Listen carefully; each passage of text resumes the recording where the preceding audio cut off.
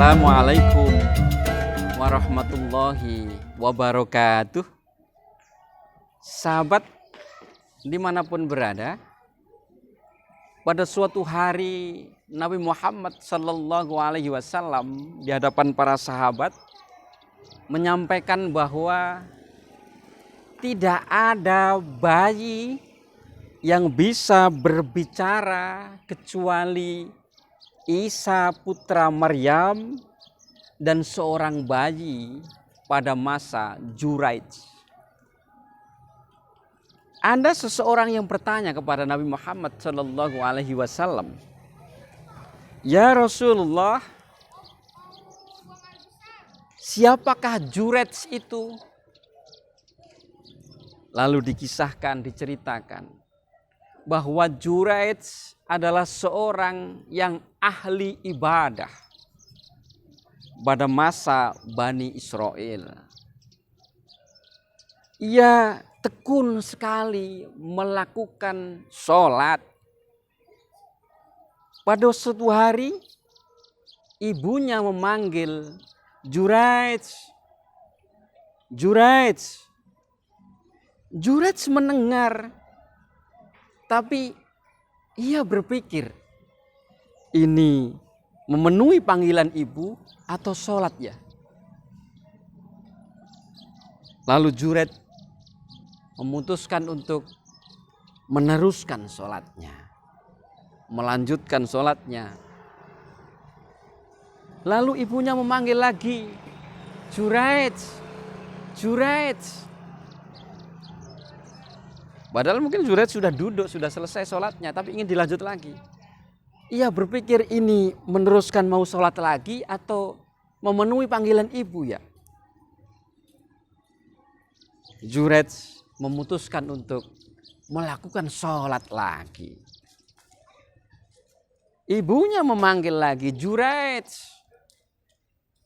Dalam hati Juraij kembali berpikir, melanjutkan sholat atau memenuhi panggilan ibu, dan ia memutuskan untuk meneruskan sholat.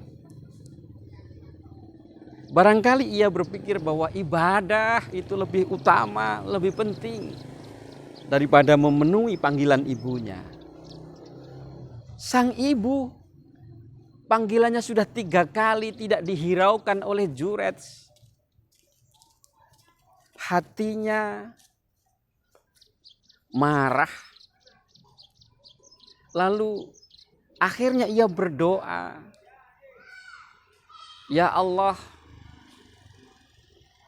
aku tidak rela Juraij mati sebelum ia wajahnya itu bertemu dengan wanita pelacur." Akhirnya hari demi hari dijalani oleh Juraij dengan terus beribadah kepada Allah Subhanahu wa taala. Ia tinggal di sebuah tempat ibadah begitu. Tempat ibadah yang berada di atas bukit, yang jauh dari perumahan, yang jauh dari masyarakat. Menyendiri ia di sana. Tidak jauh dari tempat ia beribadah. Ada seorang pengembala yang sering mengembalakan sapinya di sekitar tempat ibadah Juraij itu. Pada suatu hari ada seorang wanita nakal yang mendekati Juraij. Ia jatuh hati kepada Juraij. Ia mengungkapkan isi hatinya kepada Juraij. Tapi Juraij menolaknya. Jangan, silahkan cari lelaki yang lain." Juraij terus digoda, tapi Juraij tidak tergoda. Marah hatinya si wanita itu. Kecantikannya tidak digubris oleh Juraij. Godaannya tidak digubris oleh Juraij. Dia marah, tersinggung ia. Lalu ia turun dari bukit, ketemu dengan pengembala sapi itu. Lalu pengembala sapi itu diajak untuk melakukan perbuatan zina. Kemudian perempuan itu akhirnya hamil, lalu melahirkan. Orang-orang membicarakan tentang seorang wanita yang tidak punya suami, seorang wanita yang suka berbuat nakal, yang telah hamil lalu melahirkan. Seorang pemimpin di daerah itu mendatangi wanita itu. Siapa ini bapaknya? Dan dijawab oleh wanita, bapaknya adalah Juraij. Orang-orang marah. Ternyata begitu ya kelakuan Juraij. Seseorang yang tampaknya ahli ibadah, menyendiri di bukit, terus melakukan sholat terus menerus, beribadah kepada Allah. Ternyata begitu kelakuannya. Berbuat zina dengan wanita nakal. Dan akhirnya melahirkan bayi ini. Lalu Juraij didatangi oleh orang-orang. Dimarahin, dimaki-maki, dirusak tempat ibadahnya, dirusak. Juraij, ini ada kedokmu saja, ternyata kelakuannya begitu. Lalu Juraij diseret oleh orang-orang menghadap pemimpin di daerah situ. Juraij, apakah betul yang dikatakan oleh orang-orang dan dikatakan oleh wanita itu bahwa engkau adalah ayah dari bayi itu? Juraij kaget.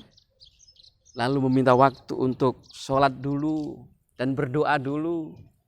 Setelah itu ia mendekati bayi itu, menepuk punggungnya pelan-pelan dan berkata, wahai bayi, siapa ayahmu? Dan bayi itu dan orang-orang tidak menduga sebelumnya bisa berbicara. Dan berkata, ayahku adalah si pengembala sapi itu. Semua terkaget. Ternyata bayi itu dapat berbicara dan akhirnya si wanita itu mengakui bahwa bayi ini adalah hasil hubungan zinanya dengan si pengembala sapi itu. Lalu orang-orang menyesal dan termasuk pemimpin di wilayah itu juga menyesal. Wahai Juraij, izinkan kami membangun kembali tempat ibadahmu dengan lebih baik. Oh jangan, tidak usah. Dibangun seperti sedia kala saja sudah baik. Sahabat, dimanapun berada, kisah ini menginspirasi kita bahwa yang pertama, ibadah itu bukan hanya sholat. Barangkali mungkin ada rasa bangga di dalam hati kita ketika melakukan misalnya rasa senang, mulia begitu baik ketika melakukan sholat, ditambah rawatibnya dan sebagainya. Mungkin tidak bangga, tidak merasa itu sebagai ibadah yang mulia ketika kita misalnya diminta oleh anak kita untuk membenarkan sepatunya, atau mungkin menjahit baju dari anak kita yang sedikit robek, atau memasang kancing-kancing bajunya. Padahal berbuat baik kepada keluarga, memenuhi panggilan ibu, berbuat baik kepada istri, berbuat baik kepada anak-anak kita adalah juga bagian dari bentuk perbuatan baik kita kepada Allah Subhanahu wa Ta'ala, yang merupakan juga kewajiban kita. Berbuat baik tidak hanya sholat. Sholat tentu penting, tapi berbuat baik kepada keluarga, berbuat baik kepada orang lain juga tidak kalah penting untuk kita lakukan sebagai seorang yang beriman kepada Allah Subhanahu wa Ta'ala. Yang kedua, barangkali mungkin inspirasinya adalah kalau kita sebagai orang tua atau ibu tidak perlu mudah marah atau mungkin berdoa sesuatu yang tidak baik untuk anak-anak kita. Apalagi doa seorang ibu itu adalah doa yang mustajabah.